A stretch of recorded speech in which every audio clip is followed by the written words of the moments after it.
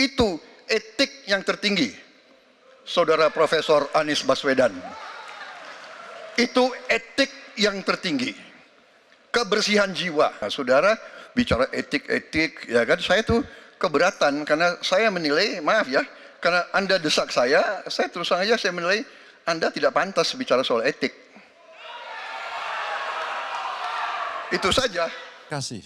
Mudah-mudahan saya didudukkan di tengah, memang agak mendinginkan dua kawan saya kiri kanan.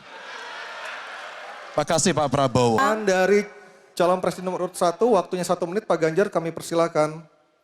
Ya, ternyata jawaban saya dapat bonus.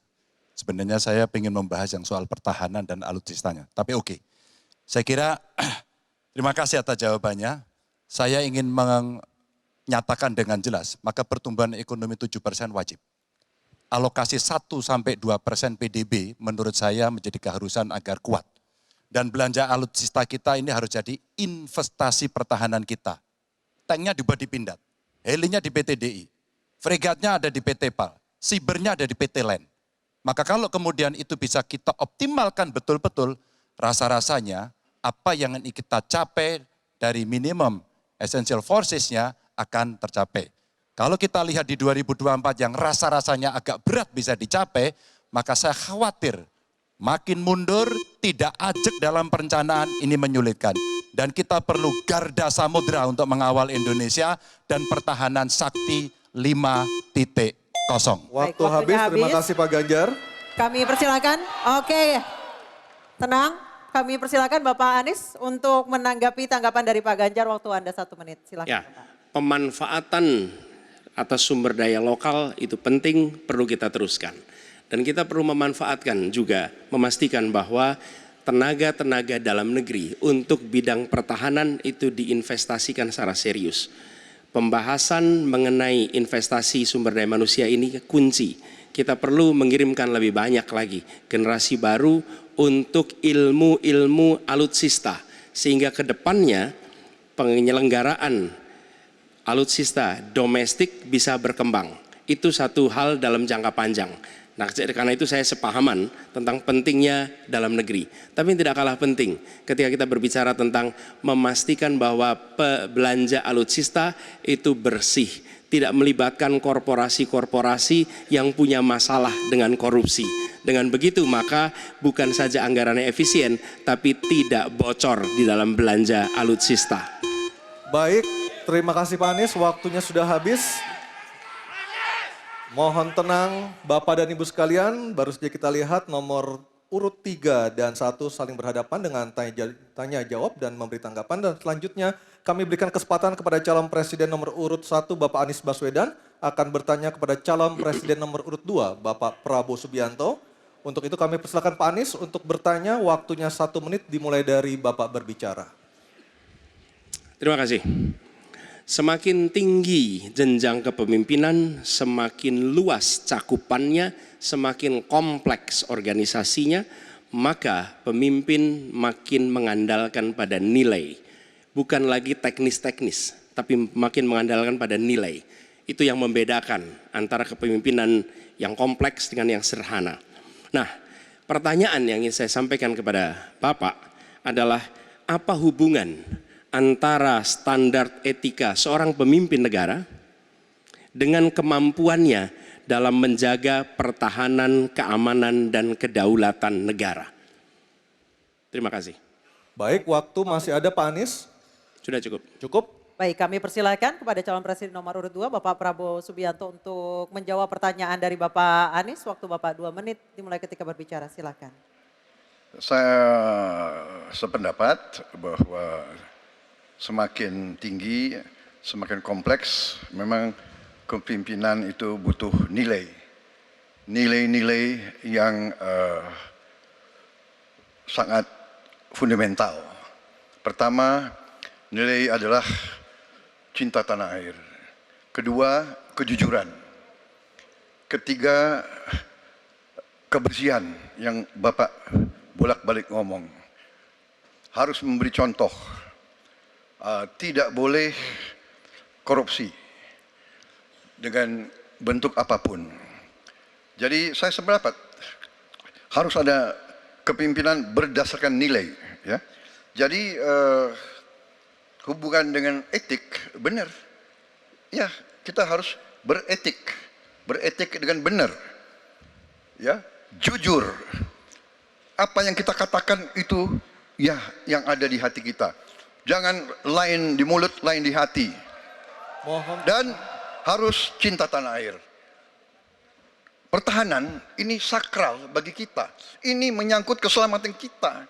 Jangan karena ambisi pribadi kita menghasut dan menyesatkan rakyat. Itu etik yang tertinggi. Saudara Profesor Anies Baswedan. Itu etik yang tertinggi. Kebersihan jiwa, kejujuran, kesetiaan kepada rakyat. Sekali lagi, jangan karena ambisi pribadi kita menyesatkan rakyat, kita menghasut rakyat, kita membahayakan pertahanan keamanan rakyat. Kasihan prajurit-prajurit yang sedang berjuang untuk menjaga kita.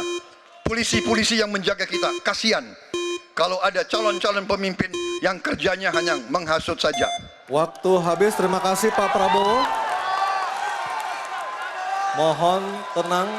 Bisa tenang dulu Bapak Ibu, bisa tenang dulu. Oke, Mohon bisa tenang tenang. dulu. Baik, kita lanjutkan kepada Bapak Anies Baswedan menanggapi jawaban dan pernyataan dari Capres nomor urut 2 Bapak Prabowo Subianto. Waktunya 1 menit, silakan Pak Anies. Ketika dikatakan bahwa standar etika yang dipegang adalah tinggi, memang menjadi presiden, panglima tertinggi harus memiliki standar etika yang amat tinggi. Itu harus, karena dia akan mengambil keputusan, mengerahkan pasukan, dan ketika harus bertempur ada korban nyawa, itu keputusan-keputusan etika. Tapi dalam kenyataannya Pak, ketika Bapak memimpin di Kementerian Pertahanan, banyak orang dalam pengadaan alutsista, PT Teknologi Militer Indonesia, Indonesia Defense Security, lalu orang dalam pengelolaan food estate, lalu ada kejadian-kejadian di mana kita semua menyaksikan ketika ada pelanggaran etika dan Bapak tetap jalan terus dengan cawapres yang melanggar etika. Artinya ada kompromi atas standar etika. Standar etika ini fakta, ini fakta. Dan kemudian dalam pidato Bapak mengolok-olok tentang pentingnya etika. Saya tidak tega untuk mengulanginya. Pertanyaannya, apa penjelasan Pak Prabowo soal itu semua? Baik, waktu habis. Oke, harap tenang dulu, kita lanjutkan acaranya. Prabowo untuk menanggapi pernyataan Bapak Anies Baswedan, 1 menit silakan Bapak. Jadi, saudara-saudara, semua data yang saudara ungkapkan itu keliru semua. Jadi saya bersedia kita duduk, kita buka-bukaan, ya. Mau bicara food estate, mau bicara apa PT Teknologi Militer Indonesia, kita buka, iya kan? Jadi di mana masalahnya? Nah, saudara bicara etik-etik, ya kan? Saya tuh keberatan karena saya menilai, maaf ya, karena Anda desak saya terus terang aja saya menilai Anda tidak pantas bicara soal etik. Itu saja. Saya merasa bahwa Anda itu posturing, ya. Anda tuh menyesatkan. Itu aja, ya. Saya boleh berpendapat kan? Saya menilai Anda tidak berhak bicara soal etik karena Anda memberi contoh yang tidak baik soal etik. Terima kasih. Mohon tenang, mohon tenang. Oke. Harap tenang, kita sudah sepakat Bapak Ibu yang ada di ruangan. Baik, sekarang saatnya kita akan melihat calon presiden nomor urut 2 dan 3 saling bertanya dan menanggapi. Diawali dengan calon presiden nomor urut 2 Bapak Prabowo Subianto bertanya kepada calon presiden nomor urut 3 Bapak Ganjar Pranowo. Kami persilahkan Pak Prabowo, waktunya 1 menit. Baik, Pak Ganjar. Ya, Pak. Pak Ganjar mengatakan bahwa anggaran pertahanan kita sebaiknya naik 1-2%. Dan bahwa kita harus membangun industri pertahanan dalam negeri yang kita utamakan. Pertanyaan saya, kalau kita menaikkan sampai dengan 1-2%, bagaimana sikap Bapak dalam mengambil keputusan tentang teknologi yang mana yang kita prioritaskan dalam peningkatan pertahanan itu? Postur mana? Daratlah, lautlah, udara, atau ketiga-tiganya, atau kita mengarah ke teknologi yang lebih canggih lagi. Terima kasih. Baik, masih ada waktunya Bapak? Cukup. Baik. Kami persilakan Bapak Ganjar untuk menjawab pertanyaan dari Pak Prabowo. Waktu Anda 2 menit, silakan Bapak. Terima kasih. Mudah-mudahan saya didudukkan di tengah memang agak mendinginkan dua kawan saya kiri kanan. Makasih Pak Prabowo. Mana pilihannya dari Matra itu? Proporsional Pak. Tapi tidak ada serangan yang akan masuk melalui darat karena kita negara archipelagic. Maka yang mesti diperkuat hari ini adalah laut. Prioritas. Laut, mereka butuh sonar Pak, mereka butuh sensor-sensor Pak. Dan hari ini mereka menyampaikan kepada saya kebutuhan itu nomor 1 hari ini. Yang berikutnya tentu udara. Kenapa udara? Kami tidak bisa Pak. Dan saya senang kalau nanti Bapak dalam forum ini menjelaskan ide Bapak untuk membeli pesawat bekas. Kenapa ini menjadi penting? Kami tidak rela dengan statement Bapak tadi yang saya dukung Pak. Kasihan prajurit. Pak kalau pilotnya itu mesti dilatih 3 tahun, pesawatnya bekas Pak. Dan dia harus datang lagi, pelatihan lagi Pak.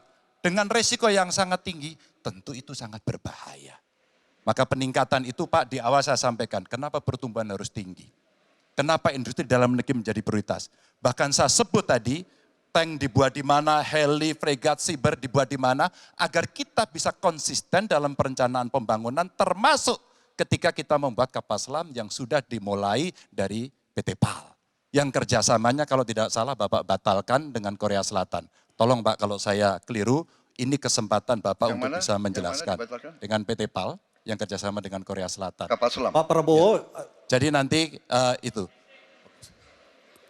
Ini nggak apa-apa kalau saya terima sebenarnya debat sebenarnya seperti ini. Kalau boleh tanya jawab langsung. Baik, silakan Bapak Ganjar, silakan. Silakan lebih Oke. menarik. silakan Pak dilanjutkan, masih ada waktu. Masih ada waktu Pak Ganjar. Iya, ya karena sudah selesai. The stage is yours Pak, silakan. Baik, silakan Pak Prabowo, waktunya 1 menit. Baik, terima kasih Pak Ganjar. Kesempatan saya bisa menjawab. Jadi, alat perang itu usianya kurang lebih 25 sampai 30 tahun. Pesawat terbang, kapal perang dan sebagainya. Jadi bukan soal bekas dan tidak bekas, tapi usia pakai, ya. Kemudahan. Jadi pesawat umpamanya pesawat Mirage 2005 yang ada di Qatar yang rencananya kita ingin akuisisi itu usia pakainya masih 15 tahun, Pak. Dan teknologi ini mengarah kepada yang lebih canggih. Kita menunjukkan yang canggih, yang terbaru. Tapi kalau kita beli baru, datangnya Pak, baru 3 tahun, dan operasionalnya itu baru 7 tahun Pak. Nah sementara 3-7 tahun ini, kita perlu deterrent, kita perlu kemampuan. Itu maksudnya latar belakang. Jadi saya kira itu yang bisa saya jelaskan, tapi waktu yang singkat Baik, tidak waktunya cukup. habis, Baik, Bapak. waktu sudah habis. Saya kembali ke Capres nomor 3. Tenang dulu, Bapak Ganjar untuk menanggapi tanggapan dari Pak Prabowo. Silakan Bapak 1 menit. Ya awalnya saya percaya sekali bahwa Bapak akan memahami ini. Tapi hari ini saya menjadi meragukan. Karena saya bertanya kepada pilot, saya bertanya kepada Angkatan Laut pada persoalan ini. Perencanaan pembangunan yang top down membuat seluruh matra hanya menerima saja. Kenapa ini saya sampaikan Pak? Maka kalau kita bicara katakan bukan soal cerita bekasnya, buat kami tidak. Karena Yuwono Sudarsono pernah menolak itu dan apa yang Bapak rencanakan hari ini ditunda. Apa artinya? Saya kira perencanaannya terlalu gegabah pada soal itu. Dan keseriusan itu tidak dimunculkan sama sekali pada pengelolaan industri pertahanan dalam negeri. Di mana PT PAL kemudian hari ini sudah mendapatkan hutang dan kemudian dia tidak bisa melaksanakan apapun pada soal itu. Maka ini menjadi catatan, tapi saya berterima kasih karena Pak Prabowo menjelaskan itu. Dan mudah-mudahan masyarakat menjadi jelas posisinya. Baik, waktunya. Baik, terima kasih Pak Ganjar, Pak Prabowo dan Pak Anies. Kita berikan aplaus yang meriah untuk ketiga calon presiden kita, Bapak dan Ibu sekalian. Baik para hadirin dan juga pemirsa.